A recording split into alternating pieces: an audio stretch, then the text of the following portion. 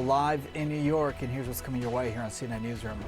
President Trump's son-in-law making the rounds in the Middle East, hoping to advance the president's Gaza peace plan. We'll examine the chances for success.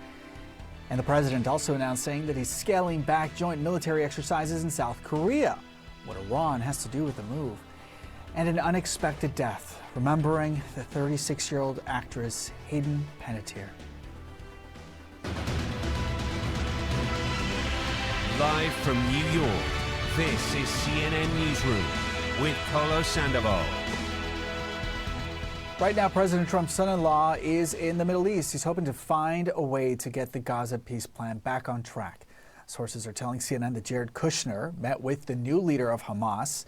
And today, he's expected to meet Israeli Prime Minister Benjamin Netanyahu, who has rejected President Trump's 15-point peace plan for Gaza. Foreign ministers from 7 countries in the region and Indonesia all released a joint statement condemning Israel's rejection. And they're warning that it could undermine efforts to end the war and achieve a lasting political settlement. CNN's Paula Hancock is joining me from Abu Dhabi with the latest. So, Paula, what do we expect to come out of these meetings, these talks? Well, Paulo, we understand from a diplomatic source that there will be a meeting between Jared Kushner and the Israeli Prime Minister Benjamin Netanyahu later this Monday. Now, he also will be accompanied by the Board of Peace Director, Nikolai Mladenov, and we will wait to see what exactly comes out of that meeting. But effectively, what they're trying to do is to keep this process going. The fact that the Israeli Prime Minister Benjamin Netanyahu rejected President Trump's 15-point peace plan means that there is effectively a stalemate at this point. So these meetings are to try and push the process forward. Now, we know on Sunday in Egypt that Jared Kushner and the delegation he is with met with the Hamas leader Khalil al-Hayya. We don't have a readout of exactly how that meeting went, but it is a rare meeting between a senior US envoy and Hamas leadership. We know that Jared Kushner, for example, last October met with Hamas. This is the only reported meeting between the US and Hamas at this level that we know of. And this is when they were trying to secure that ceasefire and the release of hostages from Gaza. So we also know that he met with President el-Sisi in Egypt. We had a readout from there where el-Sisi's office said they discussed, quote, the need for all parties to fulfill their obligations under the agreement to stop the war in the Gaza Strip. Now, at the end of last month, we heard from President Trump. He announced this 15-point plan. He called it an historic agreement, saying that it was a monumental step towards lasting peace and security. It was a plan that had sequence steps within it, that it was going to involve Israel ending attacks in Gaza, Hamas completely disarming, and the Israeli military pulling out of Gaza. There was a week of silence from Israeli leadership, and then the Prime Minister Benjamin Netanyahu publicly rejected that peace plan, saying that they will not pull any military out of Gaza until Hamas has been completely disarmed. So this is why we are seeing this effort now to try and get past this stalemate.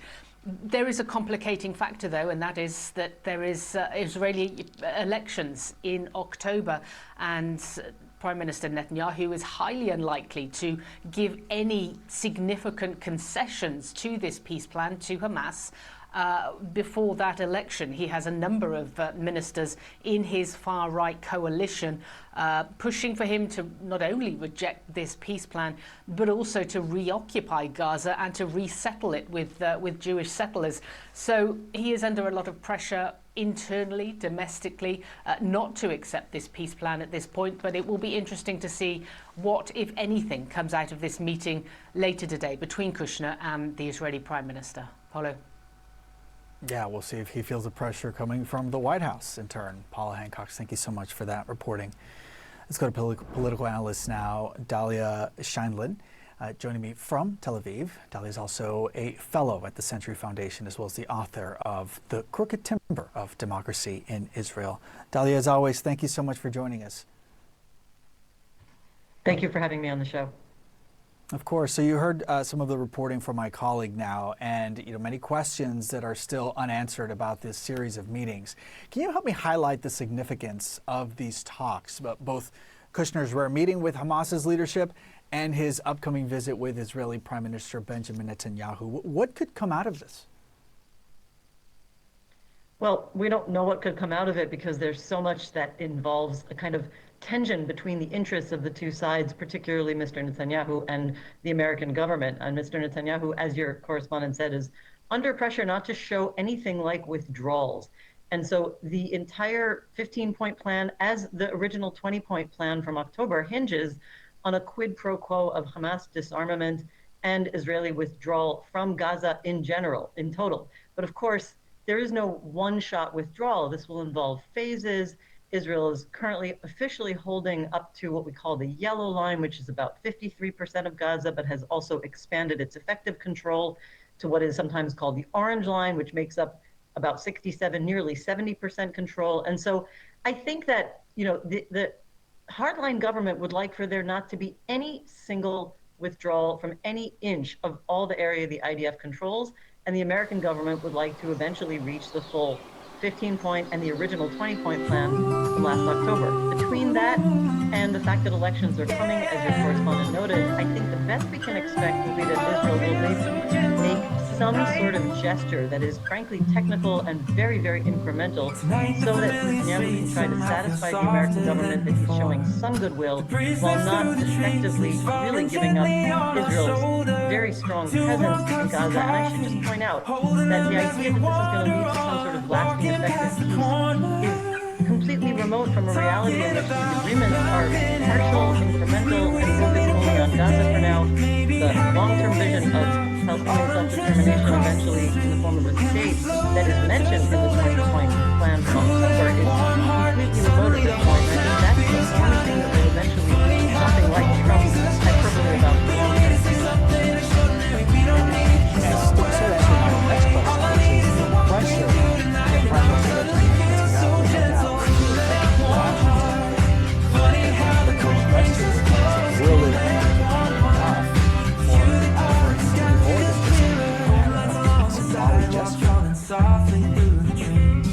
I mean, I don't, the responses of Trump are always somewhat unpredictable, but I think we do need to see this in the context of increasingly tense relations between Netanyahu and President Trump himself. This has been a very up and down relationship ever since President Trump took office again. Netanyahu is constantly on the defensive, trying to argue that this is a very good relationship, but Trump has, at points, both pressured him into actual diplomatic steps that he didn't want to take, such as the ceasefire deal that involved withdrawal, and at times publicly berated him, not to mention forcing Israel into accepting ceasefires with Iran and with Lebanon, which Netanyahu didn't want either. And for the same reason, hardline government, hardline population thinks that there must be, a decisive victory in all of these areas that Israel has not managed to achieve it. And for all of those reasons, is stuck in the polls ahead of the election.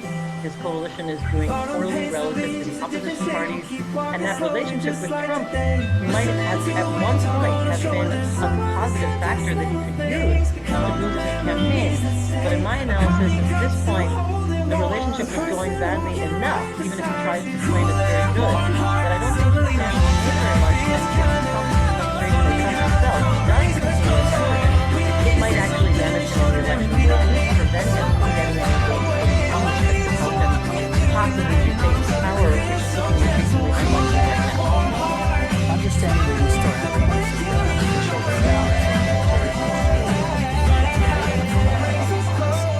hypothetically, if he is able to secure tangible commitments from that group that it will disarm, that it will relinquish governing authority, you think that that could be enough for the Israelis to offer tangible commitments of their own? I have to tell you, this is a bit of speculation, but in my analysis, you will not see that kind of response from the Netanyahu government that is currently in power ahead of the elections. It could be the case if there is a future government run by the current opposition leaders or the main opposition competitor who is not in government just now, who is not in, who's not, his party is new. Gadi Eisenkot is leading the opposition now. If there is a government after the elections formed by those current opposition parties, they could conceivably, respond in that way. But I do not expect the Netanyahu government to do this because Netanyahu, I think, is against it himself, possibly, but more importantly, his entire coalition is so deeply committed to staying in Gaza. They say it at every opportunity that they expect to be holding onto Gaza, annexing, rebuilding settlements very openly and repeatedly, including ministers from Mr. Netanyahu's party itself. This is not just what we call the hardline or extremist parties in government. So I do not see them doing anything that involves a real substantive commitment to long-term full withdrawal from Gaza before the elections. Dalia Shenlin, we have to leave it there, but great analysis. Thank you so much for your time, as always. Thank you for having me. Well, joint military exercises between the U.S. and South Korea kicked off today, and it's just hours after President Donald Trump ordered the Pentagon to substantially scale them back.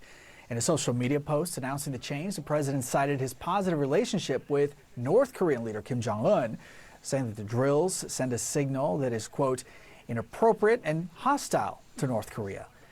But the president also cited Seoul's lack of assistance with Iran, saying that he recently asked South Korea's president if they'd like to join the, quote, denuclearization of Iran, and that they said no. CNN's Gage Golding is following developments from Gage, the president packed a lot into that post, into that Truth Social post. Help us unpack it and get a better understanding of how this potentially impacts some of these very important alliances.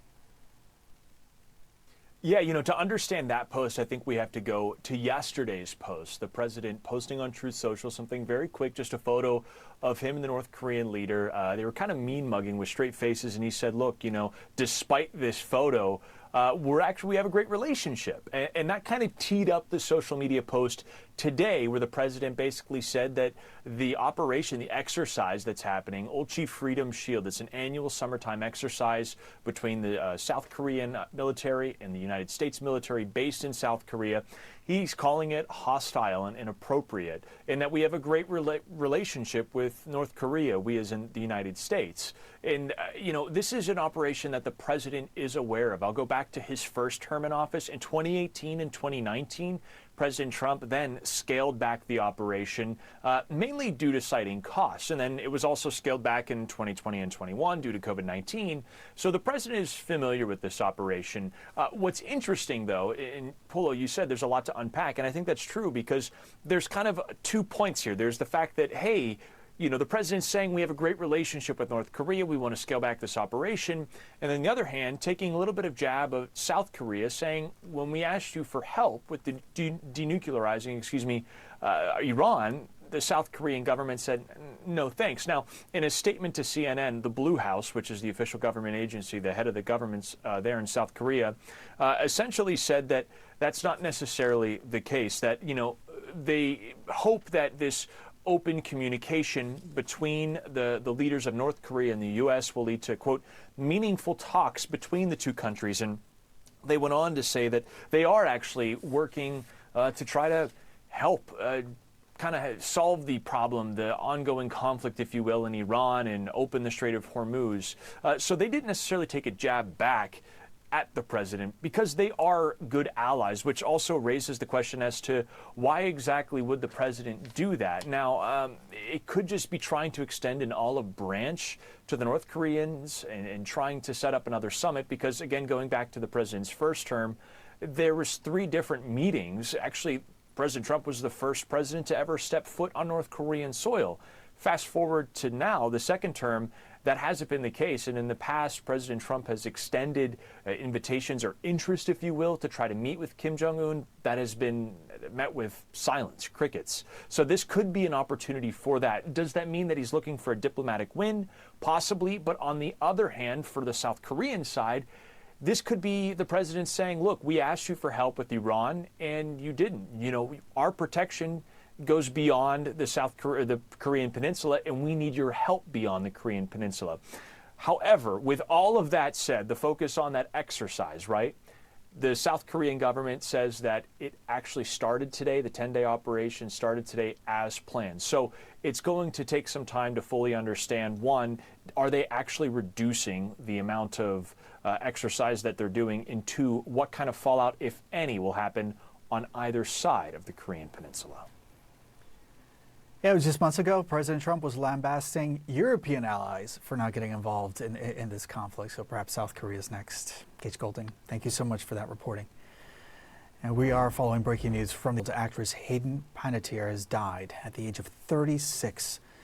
The actress and mother of one is best known for her roles on television in the science fiction show Heroes and also the country music drama Nashville. While the circumstances surrounding her death remain unknown, Panettiere's father told CNN, quote, "She was an incredible light and a force of nature who brought immeasurable love and joy to all who knew her and to the millions who watched her on screen."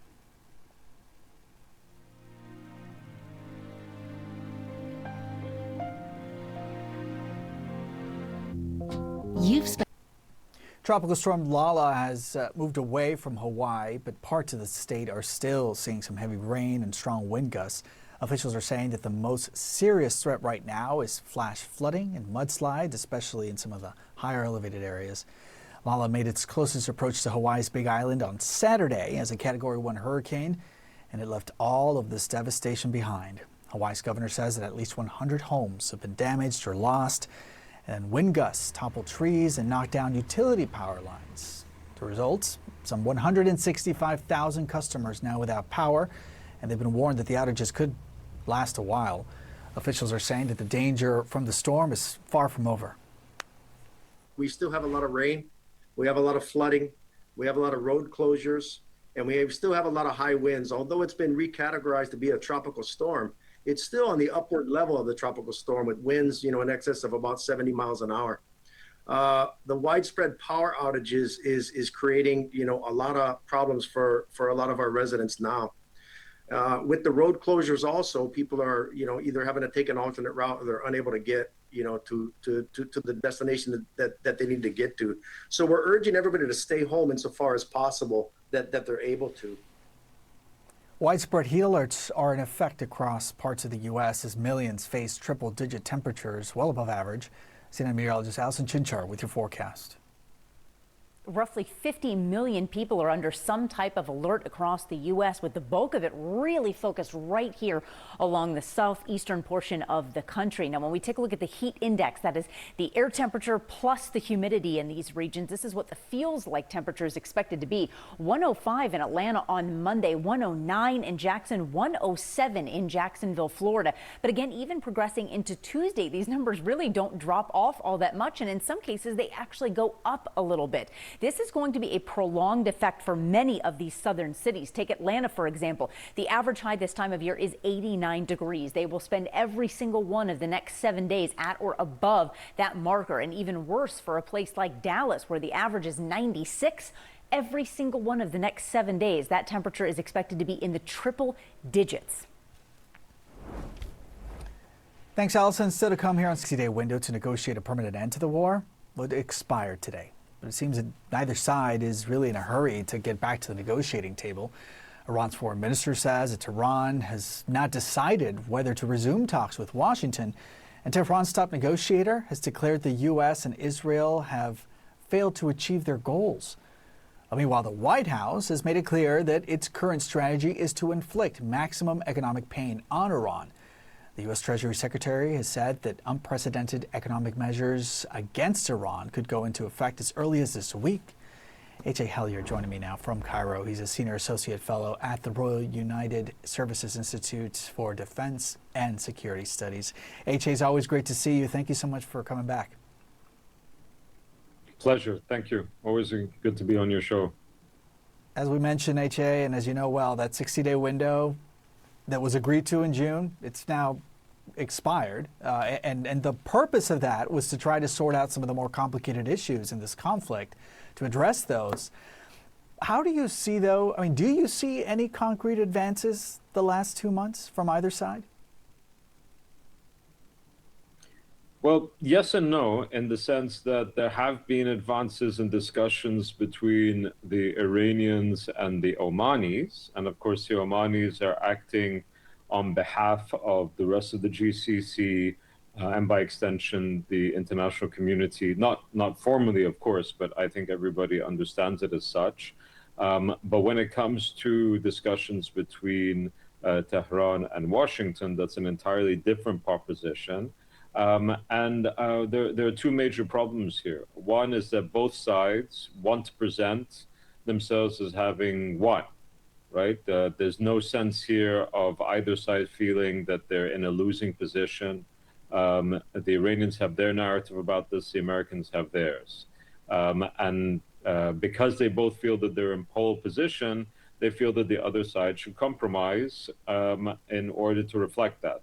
So that's one. The other is that both sides, again, see the waiting game as actually being something that works to their advantage. The Iranians, I think, see the midterms in the United States coming up in a relatively short period of time and figure that, okay, if this goes on for longer, then there's going to be a price that the Americans pay, and Trump in particular pays, for this war. I think, by the way, that's correct. I think that what is incorrect is thinking that it would mean that Trump would be in a more agreeable position following the midterms.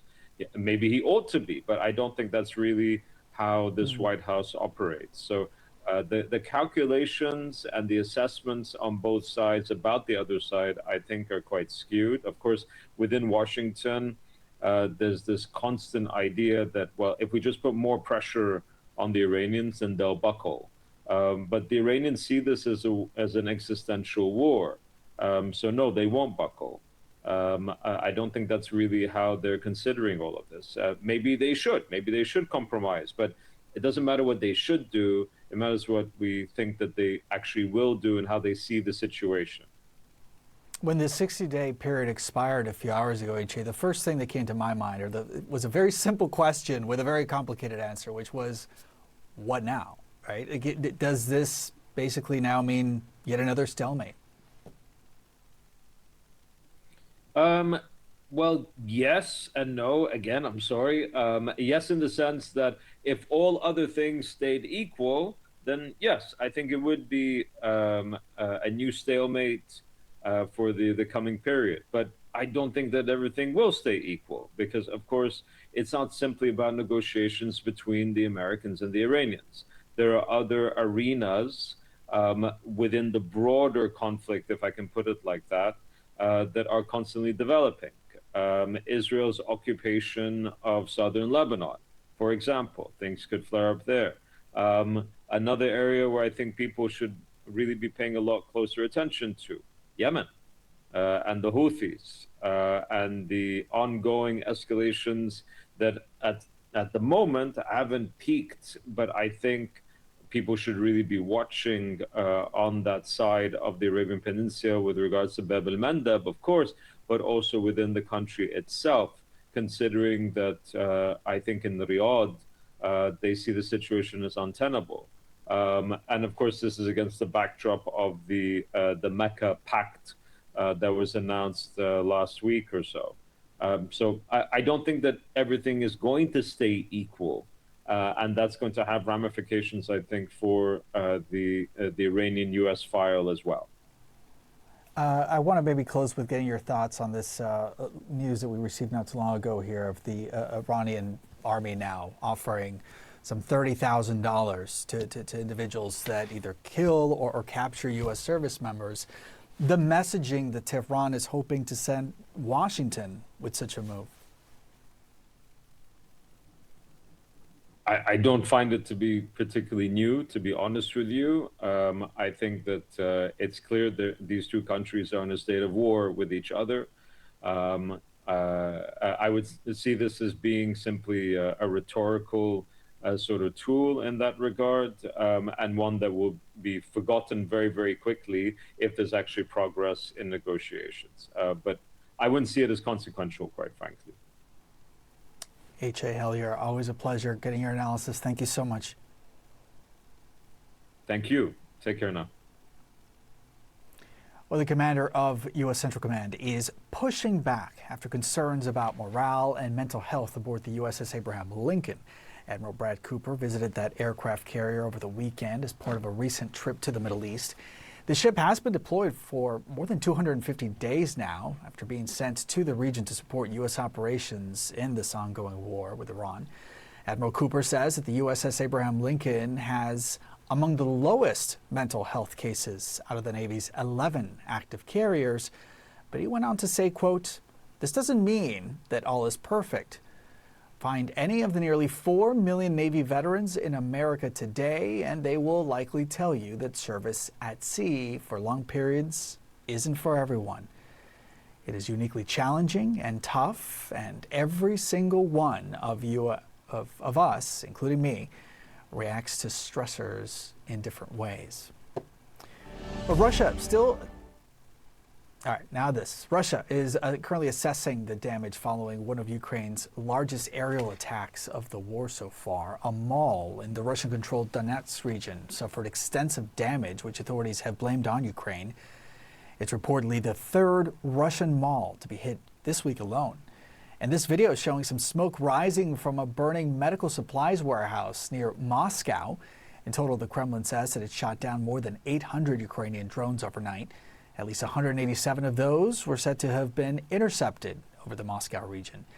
But Russia has also continued firing on Ukraine. President Zelensky says that Russia has launched more than 1,500 drones, 1,500 guided bombs, and 62 missiles over the past week. The Kremlin's latest attack on Sunday hit a book market in Kyiv, among other sites. For more on all of this, I'm joined by CNN's Sebastian Shukla, who's following the latest out of Berlin. Hey, Sebastian. Good morning, Paolo. What we're seeing as these trades of airstrikes continue almost unabated every night is that just this last night, Paolo, we've seen Moscow and Kyiv trade attacks. Ukraine has attacked the Belgorod region. It's a neighboring region of Ukraine on the Russian side of the border. And equally, Russia has attacked Sumy, a borderland region of Ukraine too. And unfortunately, in both of those situations, there have been fatalities as well as casualties. You alluded to that enormous attack, the largest ever, according to Russia, that was launched by the Ukrainians across Russia, but largely focused on Moscow. This is a phase of the war now that we have been in for considerable weeks, if not months, and it shows no signs of abating, because the way that this war is now developed, it is now being fought almost predominantly in the skies. The battlefields in eastern Ukraine have ground pretty much to a halt, and both sides have identified weaknesses in each other. That means that air attacks, like we've been seeing through ballistic missile attacks, through drone attacks, and through cruise missiles, is that these are the areas where they think they can inflict the most damage. The Ukrainians, who have developed enormously their drone capabilities, now have the opportunity and chances to be able to hit Russia where it really hurts. And we have seen the range of targets that they've been hitting. They've hit oil refineries, they've hit supermarkets, they've even been hitting warehouses of the Russian equivalent of Amazon, known as Wildberries, because what the Ukrainians say is that that company is supplying weapons or parts and components for the Russian war machine. The converse side of that is that Moscow has also identified that Kyiv and Ukraine have weaknesses, and those weaknesses are largely centered around Ukraine's ballistic, anti-ballistic missile capabilities, namely those Patriot missile interceptors, which are so depleted right now in Ukrainian stockpiles that they have to be sparing about where and when they use them. And the Ukrainian president has been calling for weeks now for an increase in those PAC-2, PAC-3 interceptor missiles, is what they're known in the military jargon, that they desperately need, but they are in such finite supply because they are only produced in the United States. And obviously producing a missile or an anti-ballistic missile like that is not something that you just roll out in the space of a few hours or even a few days. And what the Ukrainian president is calling for now, and I quote here, is that for the European allies and their Patriot missile systems and missiles not to sit idly in storage. These European allies, who are essentially now footing the bill for Ukraine when it is able to procure weapons, have to go through a mechanism that works with NATO, called Pearl, which effectively procures missiles from the US, the European allies. They pay and then they transfer them to Ukraine. The European allies do have these systems as well, but obviously they are slightly more reticent to give over their stockpiles for want of potentially needing them themselves, at this symbiotic balance that's going on here, Paolo. But what I think that we will not see is a real change in this air war. If anything, we will likely to see it. We will continued attacks, and the number of casualties and fatalities will continue to rise, because largely there is no incentive here for Vladimir Putin to end this war yet. He shows no signs of doing so, and part of the way that the Europeans want to try to force him to the negotiating table, particularly as the White House and President Trump does not seem to be making any headway there, is the introduction of another sanctions package, which the allies really believe, and the Europeans particularly firmly believe, will really start to clip the coffers of the Kremlin to be able to reduce their capabilities to procure money, which is then goes into funneling to buying weapons, paying military contracts, etc., etc. This sanctions package is due to be presented in the next few weeks, and hopefully then will be passed at the next European Council. But even then, that does not mean, Paolo, that we're going to immediately see Vladimir Putin saying, okay, you've got me on another sanctions package, I'm going to look to sue for peace. It shows at the moment, it does not feel that there is any reason, and there is certainly no sign of him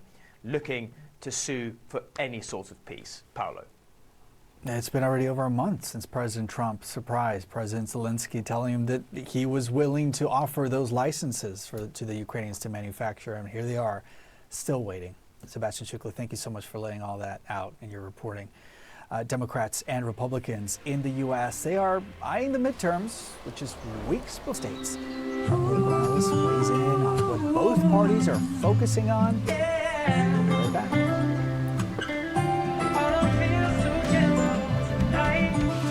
In Atlanta on Sunday, Ossoff running for re-election and facing Republican conservative Mike Collins, who won the Republican primary. Here is the Democratic senator's message to his supporters. Because you just can't stand what's been done to our country.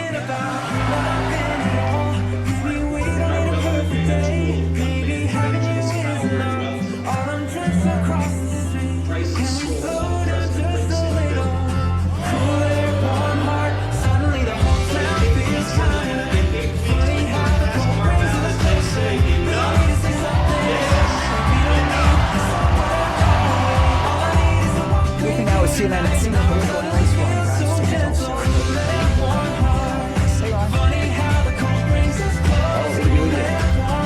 It's great to have you with us. So in piece that's available to subscribers on CNN.com, titled "Why the Middle of the Country is Back in the Center of American Politics." You're right that the Republican Party is losing at least some of its grip on the middle of the country, specifically in some of the states that moved to solid red after the Obama era.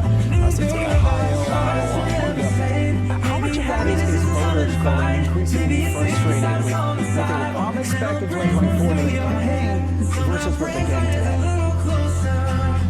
Yeah, the middle of the country is where some of the sharpest movement away from Democrats toward Republicans have been since Obama's presidency. I mean, Obama came in, it's hard to imagine today. Democrats had senators in South Dakota, in North Dakota, in Iowa, in Nebraska. He won Ohio and Iowa twice.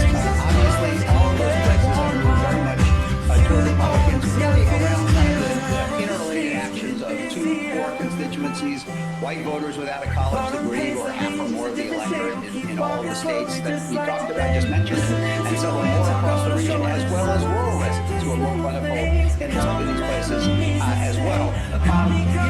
Now there is an opportunity for Democrats.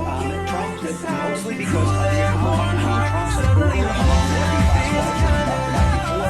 Democrats were voting in all various races. Now we get to about 50-50 approval and below that in some of these states. And in the rural areas, the combination of tariffs and the overseas markets for American agricultural products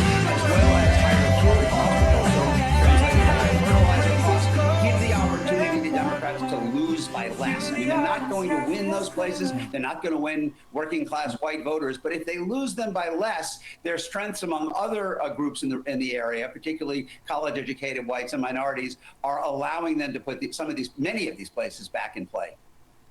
So overall, how do you think this translates to increased competitiveness in some key Senate and governor's races? Yeah, I mean, look, you could see the return of the heartland Democrat this year, I think, without doubt. I mean, Democrats are seriously competing for the governor's mansions in Ohio and Iowa, which they haven't won either of those since 2006, with Amy Acton in Ohio and Rob Sand, who is now the favorite, I think, in Ohio, in Iowa, as well as the Senate races in both states, where Sherrod Brown has been leading in polls in Ohio.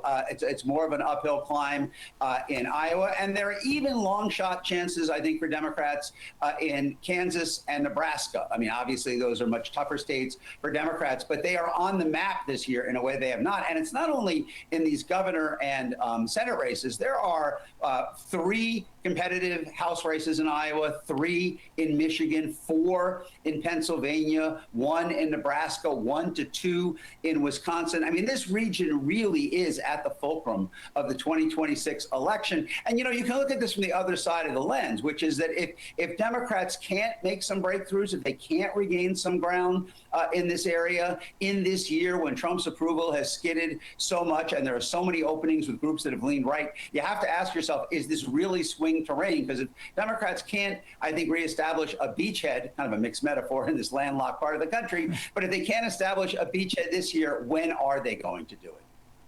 Because the reality is, it won't be easy for the Democratic Party, right, to make some of those inroads in those states. And in your piece, you specifically write that the party still faces substantial skepticism from many heartland voters, especially on cultural issues. Maybe you can expand on that, and then also just tell us, how do Democrats actually capitalize on this with the growing discontent in the middle of the country? Yeah, I mean, look, as I said, it's kind of hard to imagine that back in the Obama era, which was only 15, 20 years ago, Democrats were winning 45% of working class white voters in these states. And that's what allowed them to get over the top with their strength with other groups. And, you know, you've had a combination of factors since then. I mean, Trump has appealed more directly, I think, to anxieties about demographic and cultural change, racial resentments. He has moved these places from competitive, in many cases, to deeply red. And really, it's almost a question of long-term versus short-term. I mean, I don't think the Democrats are any more acceptable culturally to many of the voters in places like Ohio and Iowa and Kansas and Nebraska, but they are feeling an immediate economic pain. And so the question is really, can Democrats get enough of them to focus less on their long-term concerns about whether the Democratic Party reflects their values and more on their short-term belief that Trump has not done enough to protect their interests? Highly encourage all of our viewers to go to CNN.com and read that piece for themselves. Ron Brownstein, thank you so much for your time and analysis as always. Thanks for having me. And still to come, the Esports World Cup chess champion defends his title for a second year in a row. Chess Grandmaster Magnus Carlsen speaks with CNN about the future of the game's digital medium. Magnus Carlsen, he's riding high after defending his title as the Esports World Champion over the weekend. Carlsen took home the top prize of $250,000 as well as a perfect win streak in Paris. CNN's Matthias Gress spoke with the two-time champion after the final match. Huge congratulations, EWC 2026 champion. Do you go into these tournaments and matches expecting to win? Because everybody that we speak to kind of expects you to. And how do you deal with that level of expectation? Yeah, I don't think you think about too much about expecting to win or anything like that. You kind of just want to do the right things and take it step by step. Which is a very boring answer, but that's a little bit how it is. But yeah, of course, I know it's a likely scenario. Yeah. And chess has obviously come such a huge way in terms of popularity in this modernization in the last few years, in particular the crowds as well. Where do you see the potential for chess going forward? Look, I think chess has a lot of potential and some limitations in terms of the kind of the wow factor of the game. But I'm really happy with the way things have gone the last few years, and chess is always going to be a game that a lot of people have some kind of relationship to, even if they don't play a lot, even if they know the rules or they just know some of the rules. Everybody kind of knows something about chess, and we're always going to have that advantage. But let's see. I think what's happened here with the EWC the last couple of years is a really good step in the right direction. And slightly off topic, but I saw earlier this month you sank a pretty nice 12-foot birdie putt at Lofoten golf course links. How is your golf game? I mean, that is a notoriously difficult course, so making birdie can't be too bad.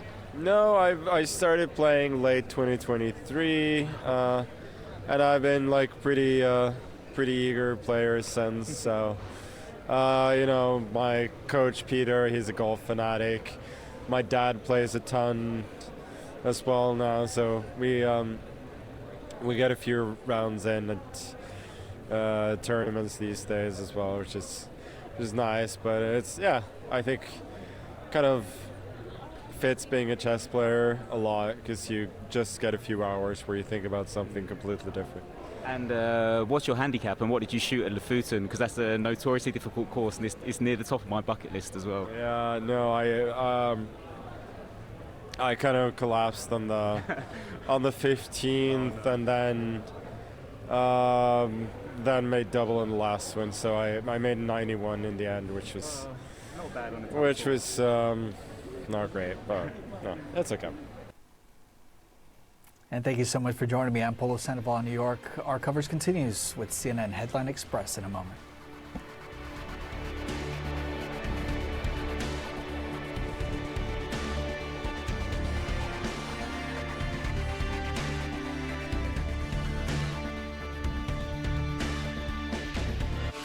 It is the biggest upset in sports history. It's what sport was all about. Decades in sports.